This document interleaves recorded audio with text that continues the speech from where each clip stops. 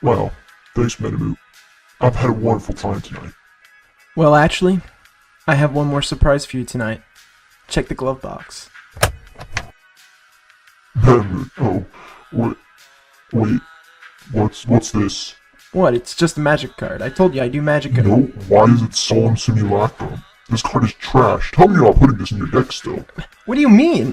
When it dies, you can draw a card? It's not Not that bad. Do you even hear yourself? Listen, it's getting late. I think I should just walk home. Well, now that she's gone, I guess it's just us.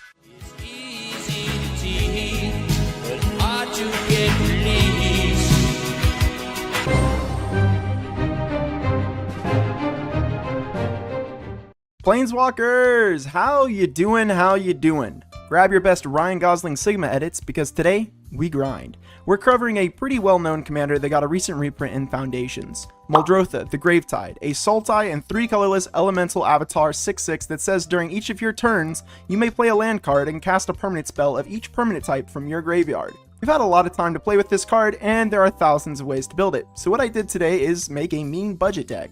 You see, I would tell you that it'll make you lose your friends or something like that, but let's be honest, you play Magic. So what makes this list unique compared to the older deck list you'll see elsewhere is one, we have newer cards, and the last one is a secret that you'll find when I go over the actual cards. Our strategy is simple, remove everything and ramp like our life depended on it. So one final thing before we get into the cards, this deck is going to be given away next month for my Christmas special. So if you find that you like it, make sure to subscribe to see how my psychosis develops and to be notified when the giveaway is. Okay, first thing we need to talk about is card advantage. These are cards that we either draw as cards, mill them since our commander can get them out of the graveyard, or tutor them. First thing we have is Stitcher's Supplier to fill the grave, Baleful Strix for its card and then it can block something big, Eternal Witness to bring cards back to hand in case our commander is gone, Auric Lore Mage can tutor stuff into our graveyard that we can then bring back, Timeless Witness, which might seem strange that we're playing 2 effects like this, but there is a method to this madness, you'll just have to trust me for now. Violent Tumor is similar to the Lore Mage, only it's not repeatable, but being able to tutor is important in a format with so much combo that needs answering. Gravebreaker Lamia is yet another graveyard tutor, but this time we get a awesome discount on spells we cast from our graveyard. Muldrifter is an easy way to get a few cards early, and then later on with our commander.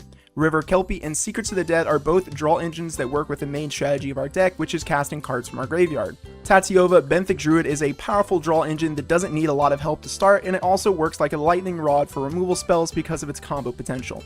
Now our opponents don't know that we're playing it fairly, but don't tell them that. Tamio, Collector of Tales is a good mill engine that can take the heat away from our face. Moldervine Reclamation is going to take advantage of our creature's exceptional ability to die and get us more cards. Now for the secret weapon of our deck, we have Primal Surge. That's right, we're actually only playing one spell in the entire deck, and it's Primal Surge, since with it we can put our whole entire deck on the table, and we have a way to get infinite mana once we do, so that we can kill the table without swinging a single creature. Now that you can see that we can get the cards needed to win, let me show you how we plan to stay alive. These cards will either destroy things, steal things, or counter things. Now, you're about to see that we play a lot of removal. I need you to understand that our deck is not pulling its punches. Our big strategy is to control the board until we've assembled our own win. Caustic Caterpillar and Insidious Fungus both come out early and can be used to remove artifacts or enchantments. Fungus can also ramp us too, which is very nice. Siren Storm Tamer can protect our board, and remember, with all the cards I'm talking about, they can be replayed after they die to do their thing again using our commander. Spore Frog, which doesn't destroy, steal, or counter things, but it does make killing us a team effort, and if we're on a 1v1 situation, then they're gonna have a real hard time getting through this card. Accursed Marauder for the ETB sack. Canker Bloom is more enchantment and artifact hate.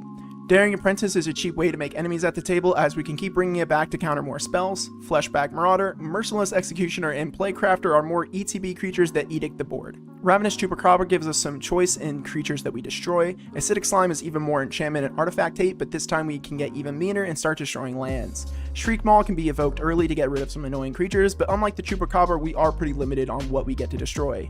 Butcher of Malakir to make our Edict, Evoking, and Ramp cards hit all the more harder. Of course, if you have a Grave Pack, that would be better.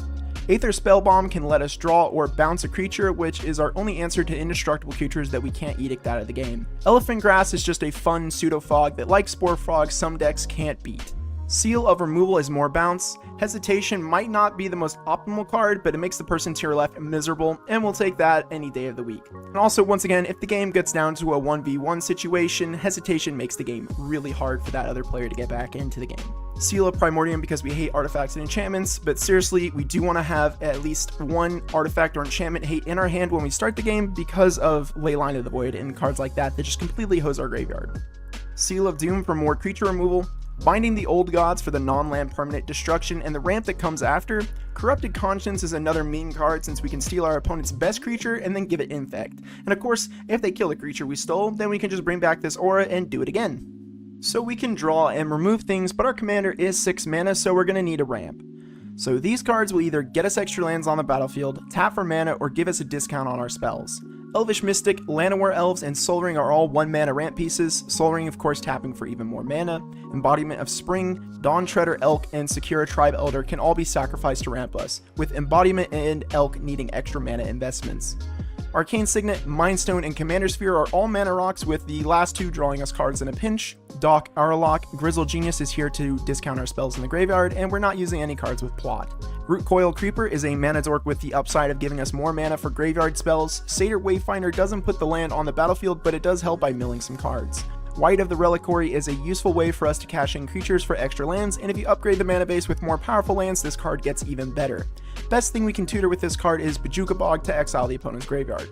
Spring Bloom Druid, Wood Elves, and Solemn Simulacrum all find us lands and put them on the battlefield. Wood Elves, though, doesn't make the land tapped. Heaped Harvest is more land ramp that can be used to gain us life. Wild Growth can come down early to ramp us. Insidious Roots works well with our deck's plan.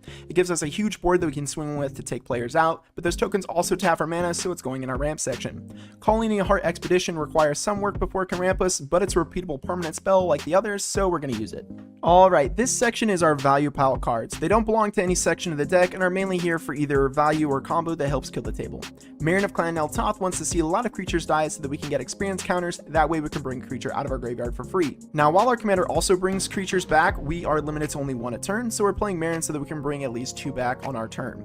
Peregrine Drake and Dead-Eye Navigator for the infinite mana combo. If you're unsure how those cards make infinite mana, I'll explain that near the end of the video. So we want infinite mana because we're playing Sir Conrad the Grim as our alt win con. Since with infinite mana, we can mill the table and drain everyone each time a creature is milled, and this Shuffle Titans won't save anyone. Another fun thing we can do with infinite mana is loop Mindslaver to take over our opponent's turns. This does require one of the Eternal Witness effects if we have lots of opponents left. For the mana base, follow your budget, but if you want to copy a mana base, then feel free to copy the one found in the deck list in the description of this video. My recommended land for this deck is Ghost Quarter, as we can make sure that no other deck does unfair things with their lands. For the combo section, I'll explain how we make infinite mana with Peregrine Drake and Dead-Eye Navigator. Both cards need to be on the battlefield, with Dead-Eye Navigator being soul bounded to the Drake. To start, we activate Peregrine Drake by paying 1 blue and 1 colorless, blinking itself. Peregrine Drake enters the battlefield, triggering itself and Dead-Eye Navigator. Resolve the Peregrine Drake trigger, untapping up to 5 lands you control. Resolve the Dead-Eye Navigator trigger, repairing Dead-Eye Navigator and Peregrine Drake. Activate up to 5 lands you control by tapping them, adding at least 3 mana each time. Repeat this process to make infinite mana of any color. Once you have infinite mana, you can use Sir Conrad to try and end the game.